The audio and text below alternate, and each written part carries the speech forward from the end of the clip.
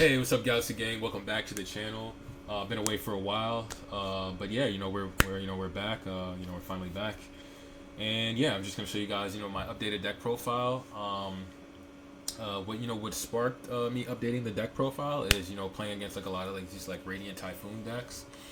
Um, and a lot of the times I've been bricking. Like crazy.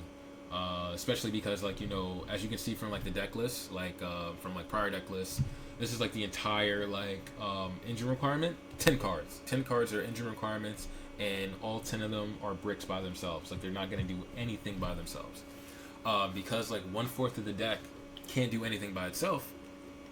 I thought to myself, like, I have to like lower the amount of non-engine. It has to be a lot more high impact, and we also have to increase the amount of starters in the deck. So without further ado, let's go into the deck list. So as you can see in the top row, we have the 12 non-engine. We have the 3 Forbidden Droplet. We have the 3 Ash Blossom, 3 Fu, and the 3 Perulia. So in my thought process was like, these cards can like have your opponent on half boards. Like Perulia and Fuelos are both really good against Vanquish Soul. So that's why I'm playing, all 6 of them. It's a detriment, you might brick with these cards, but they're still level 4 monsters. You can still do something with them. If you can get to like Photon Emperor, if you can get to that, you can still normal summon another level 4 monster from your hand. That's a light. And you can overlay both to go into like a Photon Dragon and maybe continue your plays from there. They also are discard fodder for the Forbidden Droplet, so that's not bad at all. And I just needed something, when I'm going second, I need something that, my opponent just going to end on a half board. They're going to stop dead in their tracks right then and there.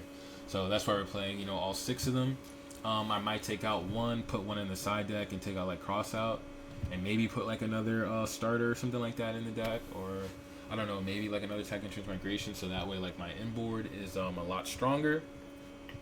I could do that, but it's still a work in progress. As for the starters, which is like in the middle, so we have about 18 starters, 18 one-card starters. Well, actually, sorry, 17 one-card starters.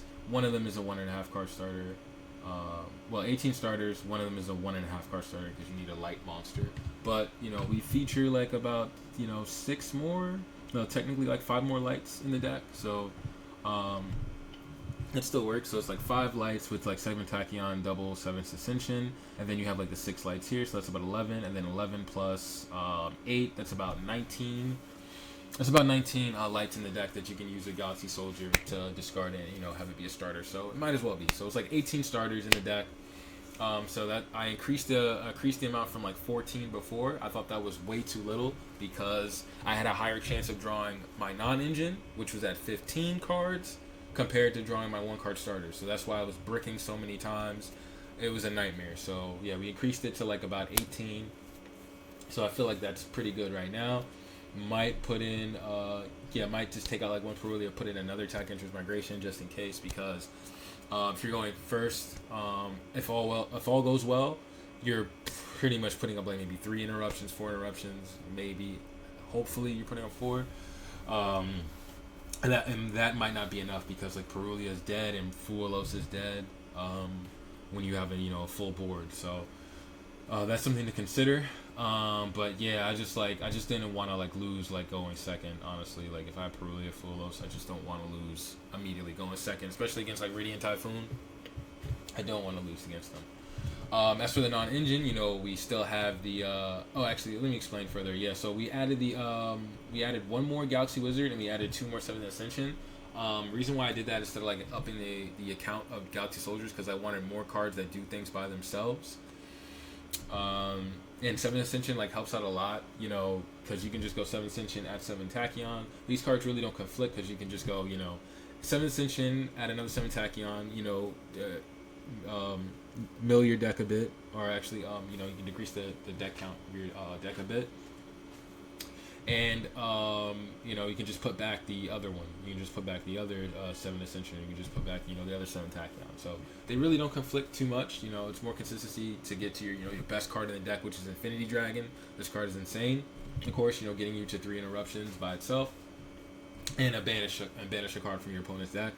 4 interruptions if, of course, you have the Tachyon Primal. Oh, actually, 4 interruptions. You have Infinity Dragon, another card with like Tachyon Primal, the other Tachyon Primal, and the Tachyon Transmigration. So that's why we do it. And also like you can go 7 Tachyon, put back one of like the dead Fualoses. I'm sorry, the dead Molcharmies. So yeah, I think that works perfectly fine for me. Yeah, and like the last row is like the engine requirements. We have 10 of them, of course, and each one of them is very important in the deck. Of course, the three Galaxy Dragons, you need them. Afterglow being summoned off of Infinity Dragon. You detach, you can special summon the Photon Dragon, triggering the Galaxy 100. Banish a card.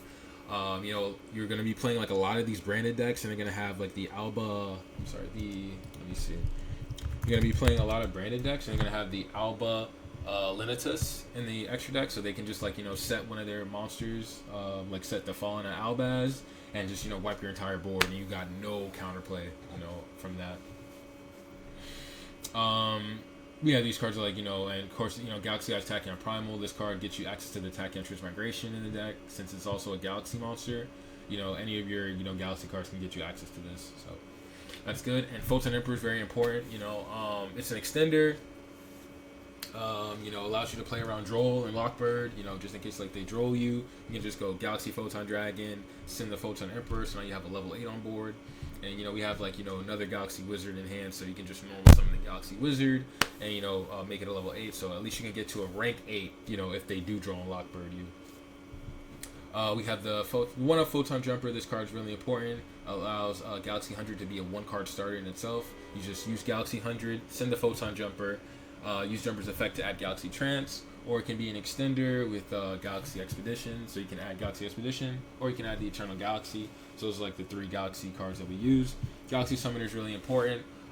It's part of like the bridge to the Infinity Dragon to the Galaxy cards, because you'd go Infinity Dragon, Shadow Dragon, add 100, send Jumper. Jumper would then add the Expedition.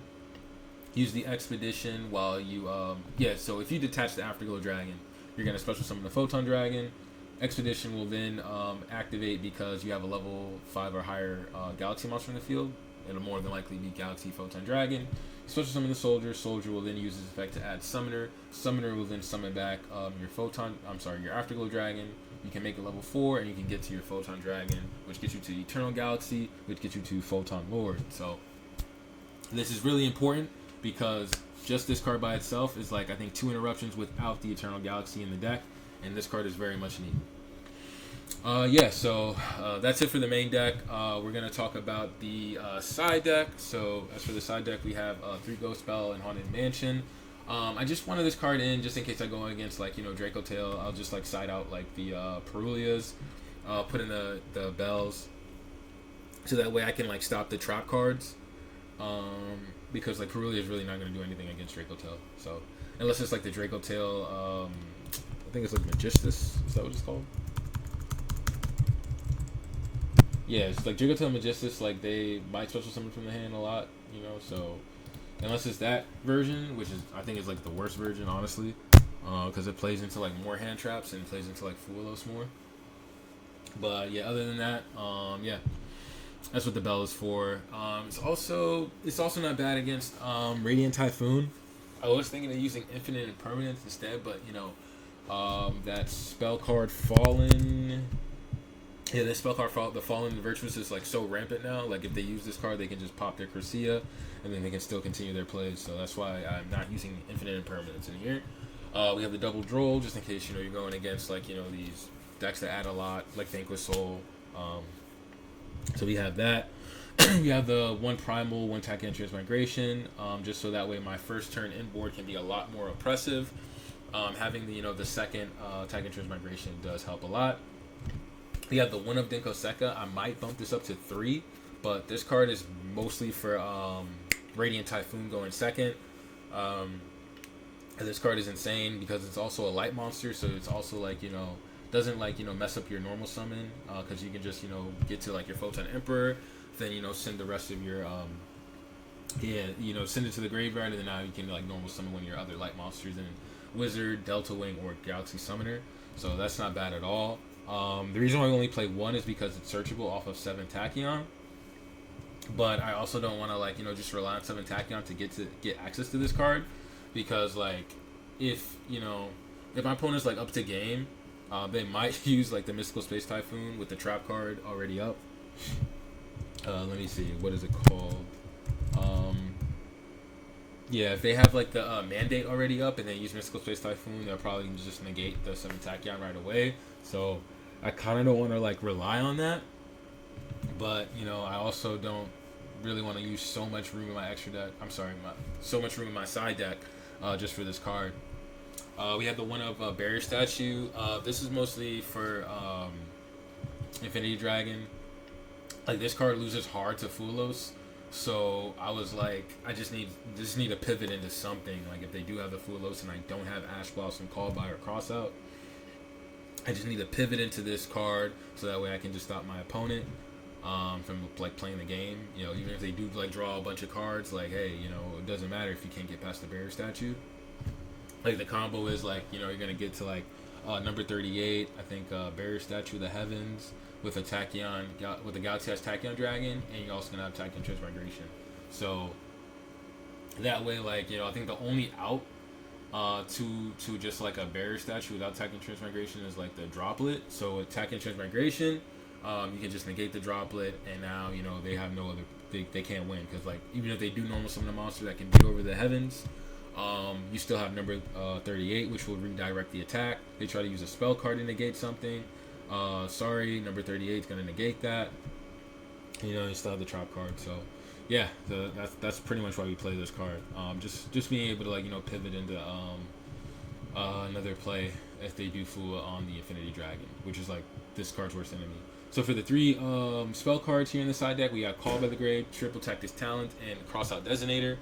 These cards are mostly strictly for going first. Maybe Call By can be going second against like Draco Tail. But yeah, strictly for going first.